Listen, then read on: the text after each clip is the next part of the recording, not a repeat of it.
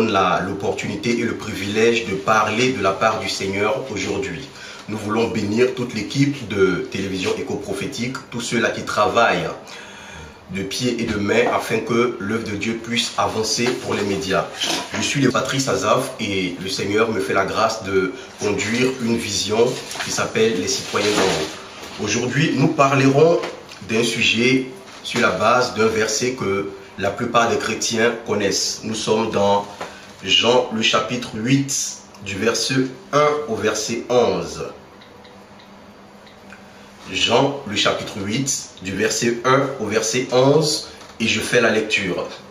Jésus se rendit au mont des Oliviers, mais dès le matin il revint plutôt dans le temple et tout le peuple s'approcha de lui. Il s'assit et se mit à les enseigner. Alors les scribes et les pharisiens amenèrent une femme surprise en train de commettre un adultère. Ils la placèrent au milieu de la foule et dirent à Jésus: Maître, cette femme a été surprise en flagrant délit d'adultère. Moïse, dans la loi, nous a ordonné de lapider de telles femmes. Et toi, qui dis-tu? Il disait cela pour lui tendre un piège afin de pouvoir l'accuser. Mais Jésus se baissa et se mit à écrire avec le doigt sur le sol. Comme ils continuèrent à l'interroger, il se redressa et leur dit: Que celui d'entre vous qui n'a jamais péché se mette à lui jeter la première pierre. Puis il se baissa de nouveau et se remit à écrire sur le sol. Quand ils entendirent cela, accusés par leur conscience, ils se retirèrent un à un, à commencer par le plus âgé jusqu'au dernier. Jésus resta seul avec la femme qui était là au milieu. Alors il se redressa et, ne voyant plus que la femme, il lui dit: Femme, où sont ceux qui t'accusaient? Personne ne t'a donc condamné? Elle répondit: Personne, Seigneur. Jésus lui dit: Moi non plus, je ne te condamne pas. Vas-y et désormais, ne pêche plus. Aujourd'hui, le thème que nous allons traiter est: quelle voix reçois-tu? Quelle voix reçois-tu? En vérité, la Bible nous dit que Dieu nous a bénis de toutes sortes de bénédictions spirituelles dans les lieux célestes. C'est ce qu'il dit dans Éphésiens le chapitre 1, le verset 3. Et toutes ces bénédictions-là, nous pouvons les acquérir par la foi. C'est par la foi que nous recevons les bénédictions de Dieu. Notre vie est donc déterminée par la foi. Or, la foi, nous dit la Bible dans le livre de Romains, le chapitre 10, au verset 17, elle vient de ce qu'on entend et qui est sorti de la bouche de Dieu. Donc nous comprenons par là que notre vie est déterminée par ce que nous entendons.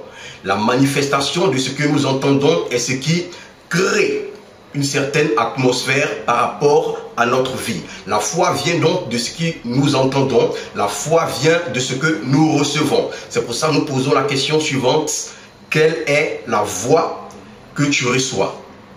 Lorsqu'on regarde la création, dans le livre de Genèse, la Bible nous dit que Dieu a tout créé par sa parole. Il dit que la lumière soit et la lumière fut. Il dit à la terre que la terre produise toutes sortes d'arbres portant en lui sa sémence. La terre a donc entendu la voix de Dieu. Elle a reçu cette voix et elle a manifesté ce que la voix de Dieu avait dit. Le Seigneur se tourne vers les eaux et il dit aux eaux que les eaux produisent toutes sortes d'animaux, des animaux marins, des animaux qui rampent sur la terre, des animaux qui volent. Et les eaux ayant entendu et écouté la voix de Dieu, les eaux ayant reçu la voix de Dieu, aujourd'hui lorsque nous regardons les eaux, ce n'est rien d'autre que la manifestation de la voix de Dieu que les eaux manifestent. Alléluia. Et quand nous continuons, nous nous rendons compte que dans Genèse, le chapitre 3, au verset 8, la voix de Dieu parcourait le jardin. Parce que c'est vrai que Dieu a tout créé par sa parole. Dieu a tout créé par sa voix. Et la voix de Dieu parcourait le jardin d'Éden afin d'instruire Adam. afin de lui donner des orientations, afin de s'assurer que tout ce que Dieu a prévu concernant la vie d'Adam puisse se manifester. Donc nous comprenons dès lors que toute la vie de l'homme, toute la création n'est rien d'autre que la réalisation du retentissement d'une voix, celle de Dieu. Alléluia. Ainsi, le Seigneur vient sur terre après l'erreur d'Adam, après l'erreur de l'être humain. Parce que nous savons que tous les problèmes sont venus parce que Ève a écouté la voix du serpent. En dehors de la voix de Dieu, Ève a reçu une autre voix et c'est par là que tous les problèmes de l'humanité sont arrivés. Que ce soit le suicide, les dépressions, les maladies, la mort, tout est venu par un seul fait. Tout simplement parce que l'homme a négligé la voix de Dieu et a écouté une autre voix qui est celle du diable. Ainsi, Dieu envoie sur terre Jésus. La parole de Dieu, qui est la voix de Dieu, se fait chair. Il prend une forme humaine pour venir habiter parmi les hommes afin de restaurer le lien qui existait entre Dieu et les hommes. La Bible nous dit que Jésus est venu réconcilier l'homme avec son Créateur. Et Jésus, par cette mission, par ce message, partait de lieu en lieu, de village en village, il faisait beaucoup de miracles. Et un jour, le Seigneur se retrouve dans une situation que nous venons de lire dans Jean le chapitre 8, le verset 1 à 11. Lorsque nous observons la scène et que nous analysons bien, on se rend compte qu'il y a 4 catégories de personnes qui sont représentées là. Et ces 4 catégories ne sont rien d'autre que l'incarnation de 4 différentes voix. Alléluia. La première voix ici, la Bible nous parle de la foule. La Bible dit que la foule était là. La foule incarne la voix de la société, la voix sociale, la voix du monde, la voix de vos voisins, la voix de la culture, la voix de la tradition.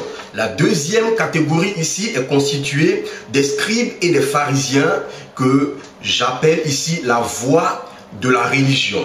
Parce que la religion aussi a sa voix. La voix du catholicisme, de l'évangélisme, du pentecôtisme, du branhamisme, du bouddhisme, de l'islam. Toutes ces religions-là portent aussi une voix et qui s'adresse à l'être humain. La troisième voix que nous avons ici, la Bible dit que Jésus était présent. Jésus qui est la parole de Dieu, Jésus qui est la voix de Dieu était aussi présent. Et enfin, pour finir, la quatrième voix, la Bible nous dit que la femme adultère était au milieu. Et celle-là, je veux parler d'elle comme étant la voix de la conscience, la voix de la décision. Cette voix qui nous donne la capacité de faire un choix. Alléluia. Donc alors que le Seigneur se retrouve dans le temple en train d'enseigner, des gens prennent une femme, c'est vrai, elle a commis un péché quelque part et elle a été prise sur le fait. On l'envoie au milieu du temple afin de la juger. C'est-à-dire que la femme s'est retrouvée dans une situation d'erreur. Elle s'est trouvée dans une position un peu bizarre entre griffes. Et là, il y a un jugement qui devait se faire. Il y a plusieurs voix qui devaient apporter un certain verdict. La Bible nous dit que la foule l'avait mis au milieu. Aujourd'hui, je ne sais pas quel péché vous avez commis. Je ne connais pas le problème dans lequel vous vous trouvez. Je ne connais pas les erreurs. Mais il est clair que la société aussi a sa voix quelque part. La société a une voix qu'elle apportera et qui pourra déterminer la suite de votre vie. Aujourd'hui, plein de personnes n'arrivent plus à avoir confiance en elles, tout simplement parce que la société les a disqualifiés. Soit parce que vous n'avez pas réussi dans les études, soit parce que vous êtes une famille qui n'est pas aisée, soit parce que vous n'avez pas pris le temps véritablement de bien étudier et d'avoir des diplômes, soit parce que vous êtes pauvre, soit parce que vous êtes sans papier, je parle de ceux qui sont dans les pays occidentaux, soit pour plusieurs raisons. La société donnera un verdict. La voix de la société parlera à votre conscience. La voix de la société donnera une certaine orientation à votre vie. Et c'était le cas de cette femme. Cette femme, au milieu de la foule, a été traitée d'adultère. Le mot adultère ici n'a pas été prononcé par Dieu. Ça n'a pas été prononcé par la femme elle-même, mais cela a été prononcé par la foule et tous ceux-là qui s'en suivaient. Aujourd'hui, beaucoup de personnes étant marginalisées par la foule, par la société, par l'administration, se disent venir vers la religion pour trouver du réconfort, pour trouver de quoi se reposer, pour trouver quand même quelque part une solution. Mais ce n'est pas le cas. La Bible nous dit que les hommes religieux, la religion prend cette femme et on la place au milieu. Et la voix de la religion retentit. La voix de la religion dit, nous, dans notre religion, Moïse nous a dit, pour telle femme, pour cette sorte de femme, elle mérite la lapidation. Peut-être que tu es dans un problème, peut-être que tu es dans un cas difficile, peut-être que tu es disqualifié, peut-être que tu es face à un certain nombre de limites quelque part et la religion te juge. Certains diront, nous dans notre religion, une femme entre griffes ne prêche pas, c'est un exemple. Nous dans notre religion, lorsque tu commets telle ou telle faute, tu mérites d'être lapidé. Nous, dans notre religion, lorsque tu es un homme ou tu es une femme et que tu poses tel ou tel acte, tu mérites d'être tué. Tu ne mérites pas de vivre. Quelle est la voix de la religion te concernant? Quelle est la parole ou le verdict que la religion t'adresse? J'aimerais ce soir que vos oreilles s'ouvrent, que vous ayez l'esprit ouvert et que vous soyez disposés à recevoir ce que le Seigneur a prévu pour vous ce soir. Alléluia. La religion dit, cette femme mérite d'être lapidée. Elle doit mourir.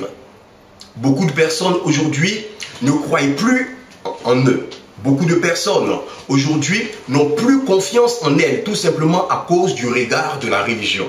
Écoutez, je ne sais pas l'erreur que vous avez commise quelque part. Peut-être que dans votre religion, vous avez fait une erreur, on vous a mis de côté. Dans la religion chrétienne, par exemple, on parle souvent du conseil de discipline, on parle souvent d'excommunication, on parle de beaucoup de choses. Je ne sais pas ce que la religion vous adresse comme message. Je ne sais pas la voix que la religion vous communique. Mais ce que je veux vous dire, c'est qu'en dehors de la communauté, en dehors de la religion, en dehors de la société, il y a d'autres voix qui sont là. Il y a d'autres voix qui peuvent parler. Il y a d'autres voix qui pourront parler, mais en votre faveur.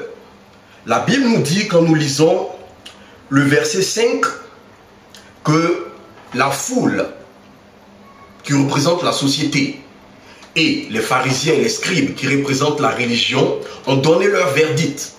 Ils ont fait retentir leur voix. Mais ils ont posé une question au Seigneur. Ils sont venus dire au Seigneur, mais toi, que dis-tu? Mais toi, quel est ton jugement? Mais toi, quel est le regard que tu as sur cette femme?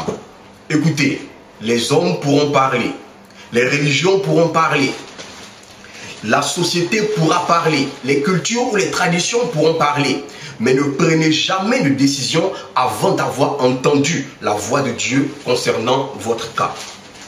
Ne prenez jamais une décision, quelle que soit la décision que vous voulez prendre, prenez le temps d'attendre afin de savoir quel est le regard de Dieu concernant votre situation. Quelle est la pensée de Dieu concernant votre vie? Qu'est-ce que Dieu pense de la situation dans laquelle vous êtes? Ils disent, toi Seigneur, que dis-tu? Toi Seigneur, quel est le regard que tu as sur ce sujet? Toi Seigneur, quelle est la parole que tu as à apporter? Quel est le verdict que tu dois apporter sur cette femme? La Bible nous dit que le Seigneur Jésus, au verset 6, il prend la parole. Dans Jean 8, le verset 6, le Seigneur prend la parole et il dit que celui d'entre vous qui est sans péché se mette à lui jeter la première pierre. Que celui d'entre vous qui n'a jamais péché lui lance la première pierre. Ainsi, la voix de Dieu a aussi retenti. La voix de Dieu a parlé. Mais lorsque la voix de Dieu parle, la voix de Dieu s'adresse à tous les êtres humains, tous ceux-là qui étaient réunis là, que ce soit la foule, les pharisiens, les sadducéens, que ce soit la femme elle-même, le Seigneur leur adresse sa voix en disant: la première personne qui pense être sans péché est celui-là qui sera qualifié ou méritera de lapider son frère. Et la Bible nous dit, quand nous lisons la suite, que eux tous ont commencé à jeter leurs pierres. Ils ont commencé à abandonner leurs pierres et ils ont commencé à s'éloigner tout simplement parce qu'ils étaient accusés par la conscience. Donc après la voix de Dieu, il y a la conscience aussi qui a commencé à parler, qui est la quatrième voix si vous avez suivi l'introduction. La voix de la conscience a commencé à retentir. Et ici, en entendant la voix de leur conscience, beaucoup de personnes ont commencé à s'éloigner de Dieu. Écoutez, non seulement la société condamne, la société juge, et d'autres sont jugés par la religion, mais plusieurs se culpabilisent eux-mêmes. Plusieurs aujourd'hui s'éloignent de Dieu, n'arrivent pas à manifester ou à expérimenter la gloire de Dieu, tout simplement parce que la voix de leur conscience leur donne un message en leur défaveur. Leur conscience les accuse. C'est vrai que lorsque le Seigneur Jésus parle, il leur dit que celui qui n'a point péché, c'est-à-dire Dieu voulait que chacun fasse son mea culpa. Le Seigneur Jésus voulait que chacun puisse analyser sa propre vie. Que chacun puisse avoir un regard critique sur sa façon de marcher, sa façon d'agir, sur toutes les actions qu'on puisse poser. Et lorsque ces personnes ont eu ce regard, la voix de leur conscience les a accusés, ils ont laissé tomber leurs pierres, ils se sont éloignés de Dieu. Peut-être que ta conscience t'accuse quelque part. Je me souviens encore quand j'étais jeune chrétien, et j'avais tellement l'habitude de retenir les versets bibliques. Et à chaque fois que je tombais dans le péché, il y a un verset que le diable prenait pour m'accuser, qu'il relevait dans ma conscience. Et ce verset-là se trouve dans Ésaïe, je crois. Il dit: la prière d'un pécheur est une fumée. C'est comme de la fumée dans les narines du Seigneur. Et donc, ma conscience m'accusait. La voix de ma conscience m'accusait, ce qui faisait que je ne voulais même plus partir à l'église, je ne pouvais pas prier, je m'éloignais de Dieu. Peut-être que c'est votre cas aujourd'hui. Peut-être que la voix de votre conscience vous pousse à vous éloigner de Dieu. Peut-être que la voix de votre conscience vous fait croire que Dieu ne peut pas vous accepter. Peut-être que la voix de votre conscience vous dit que vous ne méritez pas d'être appelé enfant de Dieu. Écoutez, le fait d'appartenir à Dieu n'a rien de mérite, c'est par la grâce de Dieu. C'est une grâce que le Seigneur vous accorde. Ce soir, c'est vrai que la conscience peut vous parler. Dieu n'est pas venu pour approuver le péché. Dieu n'applaudit pas le péché. Dieu n'encourage pas le péché. Mais Dieu ne veut pas non plus que ton péché, par la voix de ta conscience, t'éloigne de lui. Ainsi, la Bible nous dit que eux tous, accusés par la voix de leur conscience, ont commencé à s'éloigner de Jésus. Mais lorsqu'on lit les versets qui suivent, la Bible nous dit au verset 10 que le Seigneur relève la tête et il pose la question à la femme. Il dit: personne ne t'a donc condamné. Il dit: mais où sont passés tes accusateurs? La femme prend la parole et elle répond. La voix de la conscience de la femme, la voix qui retentit du cœur de la femme, sort de sa bouche et elle dit au Seigneur: en vérité, personne ne m'a condamné. C'est-à-dire la femme en face de la personne de Dieu, en face de la compassion, de l'amour et de la miséricorde de Dieu, elle a réalisé que Dieu véritablement avait un autre regard la concernant. Il avait une autre voix la concernant. Il avait une autre image la concernant. Ainsi elle répond et elle dit: personne ne m'a condamné. C'est-à-dire, ni le monde, la condamnation du monde ne m'a pas atteint. La condamnation de la foule, de la religion ne m'a pas atteint. Moi-même, ma conscience que j'avais dans le péché, cette voix de la conscience n'a pas pu me condamner. Donc personne ne m'a condamné. Ainsi Jésus, prenant la parole, va lui dire: plus que personne ne te condamne, va, mais ne pêche plus. Il dit: va, mais ne pêche plus. Alléluia. Donc le Seigneur a d'abord poussé la femme à voir son état de péché. Il a d'abord poussé la femme à entrer dans une position de repentance, parce que on ne peut pas se repentir tant que nos yeux ne sont pas ouverts sur l'état de notre péché. La voix de la foule, la voix de la société condamnait la femme. La voix de la religion condamnait la femme à être lapidée. La voix de la conscience pouvait aussi la condamner. Mais le Seigneur, prenant la parole, dit: moi non plus, je ne te condamne pas. Puisque toi-même, tu n'étais pas condamné et que tu penses, tu crois dans ton cœur qu'aucune condamnation ne doit t'être affligée, moi non plus, je ne te condamne pas. Écoutez, comme je le disais tout à l'heure, la vie de l'homme est matérialisée par rapport à ce qu'il entend, par rapport à la voix qu'il reçoit.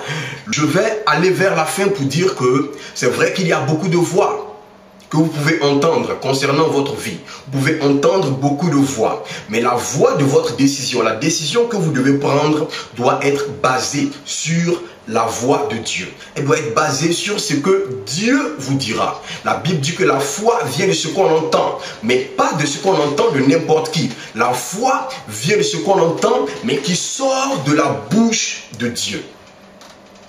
Pas de la bouche de n'importe qui. Parce qu'en vérité, n'importe qui peut utiliser des versets bibliques. N'importe qui peut prendre la parole de Dieu et venir vous parler. N'importe qui peut prendre des écrits, des choses qui sont bel et bien écrites dans la Bible et venir vous parler. Mais votre foi ne doit pas être basée sur tout ce que vous entendez. Votre foi doit être basée sur ce que vous entendez, mais précisément ce qui vient de la bouche de Christ. Parce que le Seigneur lui-même, lorsqu'il était en jeûne, la Bible nous dit que le diable est venu. Mais le diable est venu avec la parole de Dieu. Il n'est pas venu avec une autre parole. Il n'est pas venu avec des fables. Il est venu avec la parole de Dieu. Mais le Seigneur a reconnu que bien qu'étant la parole de Dieu, la voix qui parlait n'était pas celle de Dieu. Écoutez, en tant que brebis du Seigneur, sachez que vous devez exercer vos oreilles, exercer votre esprit, histoire de reconnaître la voix de Dieu dans tout ce qui se dit. Histoire de reconnaître la voix de Dieu dans toutes les paroles qui sont prêchées. Car la Bible nous dit dans Apocalypse qu'il y avait quelqu'un qui était comme un agneau, mais qui avait la voix d'un dragon. On peut avoir l'apparence d'un agneau, mais le plus important, c'est la voix. Et cette femme n'a pas écouté les autres voix. Elle n'a pas écouté la voix du monde, la voix de la tradition, la voix de la religion, la voix de la culpabilité. Elle a écouté la voix du Seigneur Jésus et elle s'est connectée à la pensée de Dieu. Elle s'est connectée à la volonté du Seigneur et c'est ainsi qu'elle a été délivrée. La pensée de Dieu, c'est quoi? C'est que vous ne péchiez point, vous ne péchiez plus, mais que vous alliez. Le Seigneur lui dit, va et ne pêche pas. Parce qu'en vérité, Dieu vous appelle à de grandes choses.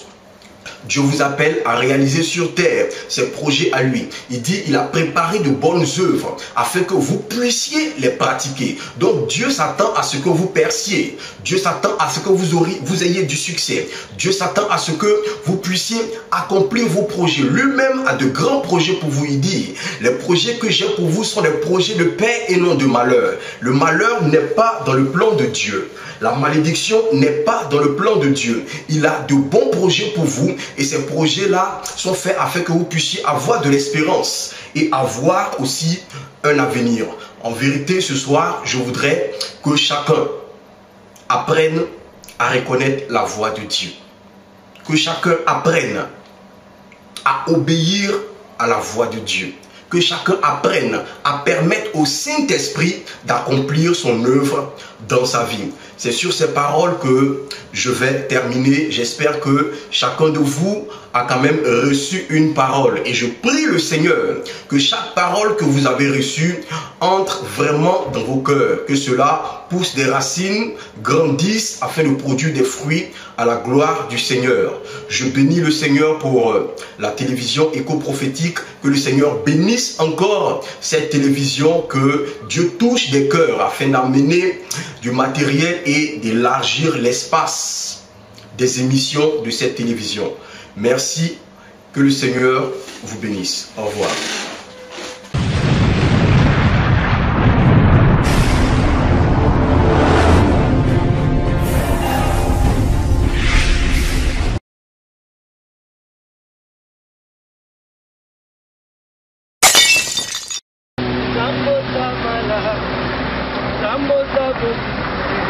Zambo za monene esimbi na Yesu nde esimbi. Bona kozoba nouvelle na biso, bona kozoba information, bona koyoka banzembo ya balibongo na biso ya sika. Eza facile, beta kaka www.ecoprophétique.com www.ecoprophétique.com. Nzambe apambola bino esimbi.